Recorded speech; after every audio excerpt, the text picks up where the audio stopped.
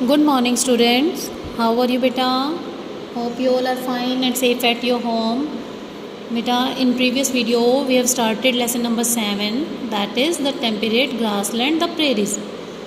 We have read the prairies location, land surface, climate and its natural vegetation and wildlife. Now we will read people and their way of life.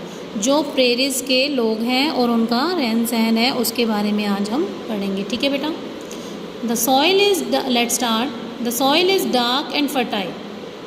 यहाँ की जो मिट्टी है, prairies की जो मिट्टी है वो कैसी है? डार्क यानी ब्लैक कलर की है और फर्टाइल है, बहुत ही ज़्यादा उपजाऊ है. Hence most of the grasslands have been converted into farm lands.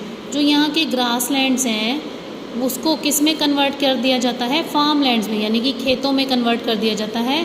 That run into thousand of hectares, यानी कि हज़ारों हेक्टेयर भूमि को जो ग्रास लैंड होती है उसको कन्वर्ट कर दिया जाता है फार्म लैंड्स में.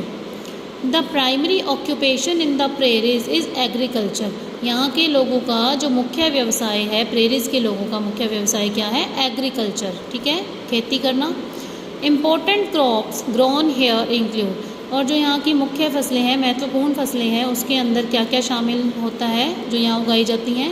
Wheat, barley, millet, oats, corn मेज, राई एंड कॉटन. ये यहाँ की मुख्य फसलें हैं जो यहाँ पर उगाई जाती हैं. कहाँ पर? प्रेरीज में. The main crop in the northern prairies is wheat. यहाँ की जो मुख्य फसल है, कहाँ की? नॉर्दर्न प्रेरीज यानी उत्तरी क्षेत्रों में. जो प्रेरीज के उत्तरी क्षेत्र है उसमें जो मेन क्रॉप है वो क्या है? वीट, गेहूँ. In fact production of wheat is so high in this region. यहाँ पर गेहूँ की जो फसल है उसका बहुत ज़्यादा मात्रा में उत्पादन किया जाता है. That the prairies are also called the wheat basket of the world. इसीलिए प्रेरीज को पूरे संसार की वीट बास्केट कहा जाता है, यानी कि गेहूं की टोकरी कहा जाता है, क्योंकि यहाँ पर गेहूं का उत्पादन बहुत ही ज़्यादा मात्रा में किया जाता है. Next is the main crop in the southern prairies is cotton. अब नॉर्दर्न साइड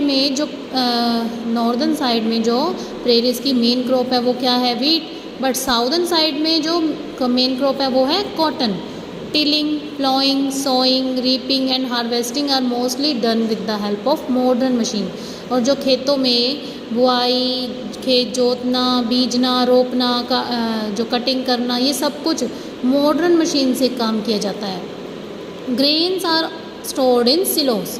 सिलोस होता है मिट्टी को खोद करके उसके अंदर जगह बना के जब अनाज को स्टोर किया जाता है और ऊपर से लिपाई कर दी जाती है तो उसको कहते हैं हम सिलोस. ठीक है, वहाँ पर अनाज को स्टोर किया जाता है.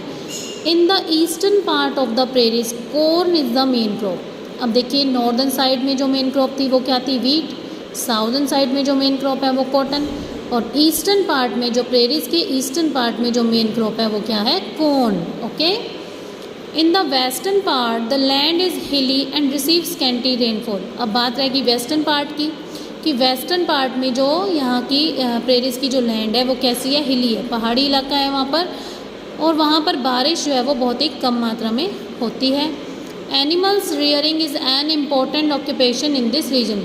और पशुपालन यहाँ का मुख्य व्यवसाय है इस क्षेत्र का. Modern farms called ranches. यहाँ के आधुनिक खेतों को रैंचेस कहा जाता है. Are run by farmers here. और वहाँ पर खेतों को कौन ध्यान रखता है? Farmers. These ranches are large open areas where the soil is coarse and less fertile.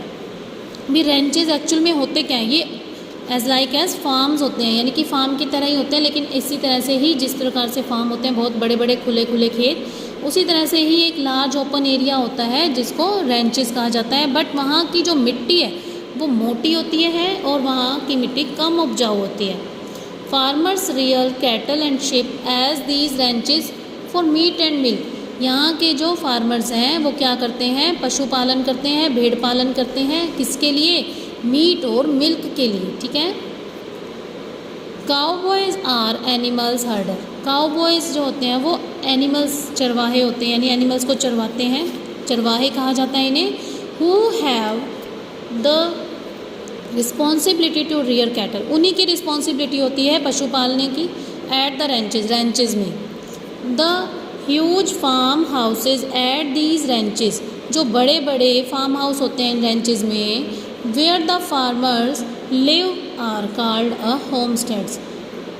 In farm houses में जो फार्मर्स रहते हैं उनके हाउसेस को होमस्टेड्स कहा जाता है। The workers at the ranches store and process meat specially beef and export them to other countries.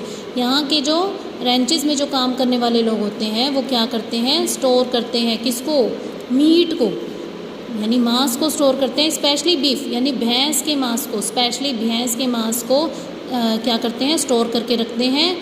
ठीक है, ऐसी क्रियाएं यहाँ पर की जाती हैं। And export them to other country, और इसी को दूसरे देशों में एक्सपोर्ट यानी निर्यात कर दिया जाता है। The slaughterhouses are mostly located in cities. Slaughterhouses जो होते हैं वो इन्हीं सिटीज़ में ऑलमोस्ट होते हैं। स्लॉटर क्या होता है, जहाँ पर जो पशुओं को काट करके मार करके उनका मांस तैयार किया जाता है।